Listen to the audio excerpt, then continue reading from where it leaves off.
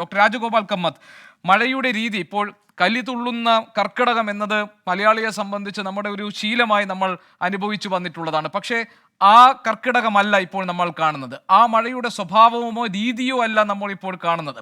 അപ്പോൾ ഓരോ ദിവസവും രാവിലെ ഇന്ന് എന്താണ് കാലാവസ്ഥ മുന്നറിയിപ്പ് എന്ന് നോക്കി പുറത്തേക്ക് ഇറങ്ങേണ്ടി വരുന്ന ഒരു സന്ദിഗ്ധ ഘട്ടത്തിലേക്ക് മലയാളി എത്തിച്ചേർന്നിട്ടുണ്ട്. മാറി വരുന്ന മഴയുടെ ഈ സ്വഭാവം, അതിനെ എങ്ങനെയാണ് നമ്മൾ മനസ്സിലാക്കേണ്ടത്? ഇത്തരം മാറ്റങ്ങൾ നമ്മൾ നേരത്തെ തന്നെ പ്രതീക്ഷിച്ചിരുന്നതാണ്. കാരണം നമ്മുടെ മനുഷ്യൻ ധാരാളമായിട്ട് നമ്മുടെ പ്രകൃതിയിലേക്ക് കൈകടത്തി കഴിഞ്ഞു. അതിൻ്റെ പ്രതിഫലനങ്ങൾ നമ്മൾ കുറേ വർഷങ്ങളായിട്ട് ഇപ്പോൾ അനുഭവിച്ചുകൊണ്ടിരിക്കുകയാണ്. അപ്പോൾ അതിൻ്റെ തീവ്രത വർദ്ധിച്ചുകൊണ്ടിരിക്കുകയാണ്. ഒരു നിശ്ചിത ഇടങ്ങളിൽ വളരെ വർദ്ധിച്ച അളവിലുള്ള മഴ, ഫ്ലഡിങ്, അങ്ങനെയുള്ള കാര്യങ്ങളൊക്കെ തുടർച്ചയായിട്ട് സംഭവിച്ചുകൊണ്ടിരിക്കുകയാണ്. പണ്ട് ഇതുപോലുള്ള മഴകൾ പെയ്തിട്ടുണ്ട്. അതായത് വലിയ മഴകളൊക്കെ കേരളം 10, 20, 30, 40 വർഷങ്ങൾക്ക് മുമ്പൊക്കെ ഈ രീതിയിലുള്ള മഴകൾ നമ്മൾ അനുഭവിച്ചിട്ടുണ്ട്. പക്ഷേ അന്നൊക്കെ വെള്ളം ഒഴുകി പോകാനുള്ള വഴികൾ നമുക്കുണ്ടായിരുന്നു. പക്ഷേ ഇപ്പോൾ അതെല്ലാം അടഞ്ഞിരിക്കുകയാണ്. ഓരോ മഴയും ഇപ്പോൾ ഒരു ദുരന്ത ഭീതിയാണ് കേരളത്തിലുള്ളവർക്ക് നൽകുന്നത്. പണ്ട് മഴ എന്ന് കേൾക്കുമ്പോൾ നമുക്കെല്ലാം ആഹ്ലാദമായിരുന്നു, മഴ കാണുമ്പോൾ ആഹ്ലാദമായിരുന്നു. ഇപ്പോൾ ഒരു ദുരന്തത്തിൻ്റെ ഒരു ഭീതിയാണ് നമുക്ക് ഉണ്ടാകുന്നത്. വളരെ വലിയൊരു മഴ വരുന്നു അല്ലെങ്കിൽ മഴ പെയ്യുന്നു എന്ന് കാണുമ്പോൾ ഒരു ദുരന്ത ഭീതിയാണ്. നമുക്ക് പുറത്തേക്ക് ഇറങ്ങാൻ പോലുമുള്ള ഒരു മടി ആ സമയത്ത് ഉണ്ടാകുന്നുണ്ട്. ഭയാശങ്കകൾ ഉണ്ടാകുന്നുണ്ട്. കേരളത്തിലെ എല്ലായിടങ്ങളിലും അത്തരത്തിലുണ്ടാകുന്നുണ്ട്. അപ്പോൾ തീർച്ചയായിട്ടും മഴയുടെ സ്വഭാവം മാറി, നമ്മളതിനെ സമീപിക്കുന്ന രീതികൾ മാറി, നമ്മുടെ പ്രകൃതിയിലേക്ക് കൈകടത്തുന്നതിൻ്റെ തോത് കൂടി. അതിൻ്റെ പ്രതിഫലനങ്ങളാണ് നമ്മൾ തുടർച്ചയായിട്ട് കണ്ടുകൊണ്ടിരിക്കുന്നത്. കേരളത്തിൽ ഇപ്പോൾ മേൽമണ്ണെന്ന് പറയുന്നത് ഒട്ടുമില്ല. മരങ്ങളൊക്കെ ഇപ്പോൾ ധാരാളമായിട്ട് കുറഞ്ഞു വന്നിരിക്കുകയാണ്. വെള്ളം പിടിച്ചു നിർത്താനായിട്ടുള്ള സ്രോതസ്സുകളൊന്നും മലനിരകളിലോ മറ്റോ ഇല്ല. അപ്പോൾ ഇടയ്ക്കിടയ്ക്ക് പറയുന്നുണ്ട് അവിടെ ഗ്രീനറി കൂടിയിട്ടുണ്ടെന്ന് പറയുന്നു. അതൊക്കെ അപര്യാപ്തമാണ്. അതിനെ ഒരു പുനരുജ്ജീവനം വരുത്തുകയാണ് തീർച്ചയായിട്ടും വേണ്ടത്. ഇപ്പോൾ ലോങ് ടേമിൻ്റെ കാര്യം പറഞ്ഞു. ലോങ് ടേമായിട്ട് നമ്മൾ ധാരാളം അവസരങ്ങളിൽ ഇതേക്കുറിച്ച് പറഞ്ഞിട്ടുണ്ട്. പുനരുജ്ജീവനം, അതായത് നമ്മളുടെ മലനിരകളെയും മലകളെയും വനമേഖലകളെയും സംരക്ഷിക്കുക. അങ്ങനെയെങ്കിൽ വെള്ളം പിടിച്ചു നിർത്താനായിട്ട് പറ്റും. കുത്തിയൊലിച്ച് വെള്ളം വരുന്ന രീതി ഒഴിവാക്കാനായിട്ട് സാധിക്കും. ഉരുൾപൊട്ടലുകൾ ഒഴിവാക്കാൻ, മണ്ണിടിച്ചിൽ ഒഴിവാക്കാനൊക്കെ നമുക്ക് സാധിക്കും.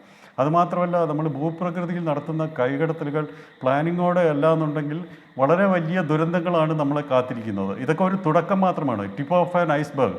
ഇനി കൂടുതൽ ദുരന്തങ്ങളാണ് നമ്മളെ കാത്തിരിക്കുന്നത്. ഇപ്പോൾ ഈ ഒരാഴ്ച എന്ന് പറയുന്നത് നല്ല മഴയ്ക്കുള്ള സാധ്യതയുണ്ട്. ഇപ്പോൾ അടുത്ത 3 ദിവസം എന്ന് പറഞ്ഞെങ്കിലും വരും ദിവസങ്ങളിലും ഉണ്ട്. കാരണം ബംഗാൾ ഉൾക്കടലിൽ ഉണ്ടാകുന്ന ന്യൂനമർദ്ദം, അത് പിന്നീട് ഉണ്ടാകുന്ന സൗത്ത് ചൈന കടലിൽ ഉണ്ടാകാൻ പോകുന്ന ഒരു ചുഴലിക്കാറ്റ്, 23, 24 തീയതികളിലാണ് ആ ഒരു ചുഴലിക്കാറ്റ് തീവ്രമാകാൻ പോകുന്നത്.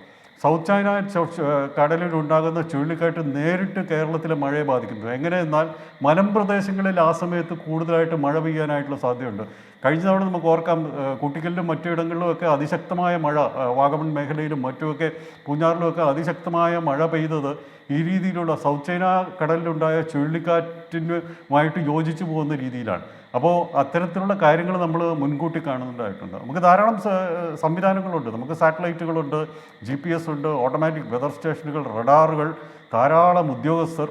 എന്നിട്ട് പോലും നമുക്ക് കൃത്യമായിട്ടുള്ള ഒരു പ്രവചനം നമുക്ക് സാധ്യമാകുന്നില്ല. അതുമാത്രമല്ല, ഈ നിറം വെച്ചുള്ള അലർട്ടുകൾ ഡിസ്ട്രിക്റ്റ് അടിസ്ഥാനത്തിൽ കൊടുക്കുന്നത് അപര്യാപ്തമാണെന്നുള്ളതാണ് എൻ്റെ അഭിപ്രായം. കാരണം കോഴിക്കോട് ജില്ലയുടെ കാര്യം എടുക്കുക, മലമ്പ്രദേശങ്ങളും സിറ്റിയും ഇടപ്രദേശങ്ങളും ഒക്കെ നിറഞ്ഞ ഒരു സ്ഥലമാണത്. അപ്പോൾ കോഴിക്കോട് ജില്ലയിലേക്ക് ഒരു ജനറലൈസ്ഡ് ഫോർകാസ്റ്റ് കൊടുത്തു കഴിഞ്ഞാൽ എങ്ങനെയാണ് നമുക്ക് അത് വെച്ച് കാര്യങ്ങൾ തീരുമാനിക്കാൻ കഴിയുക?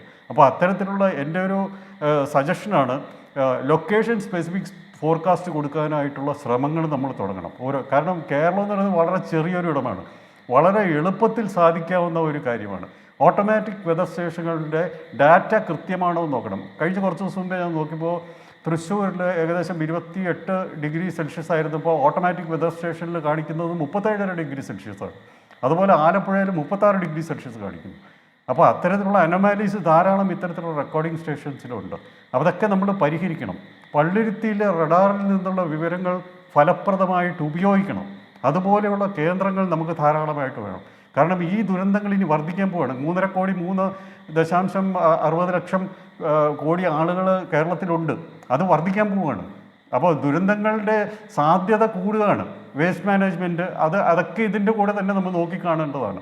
അപ്പോൾ കനാലുകൾ ശുദ്ധീകരിക്കുക, വെള്ളം ഒഴുകി പോകാനുള്ള വഴികൾ ഒരുക്കുക, അത്തരത്തിലുള്ള കാര്യങ്ങൾ തദ്ദേശ സ്വയംഭരണ സ്ഥാപനങ്ങൾ യുദ്ധകാലാടിസ്ഥാനത്തിൽ തന്നെ ചെയ്യണം. കാരണം ഇതൊന്നും നിൽക്കാൻ പോകുന്നില്ല. ഈ ഒരാഴ്ച കൊണ്ടൊന്നും ഇത് അവസാനിക്കാൻ പോകുന്നില്ല. കാരണം പൊട്ടൻഷ്യലുണ്ട്.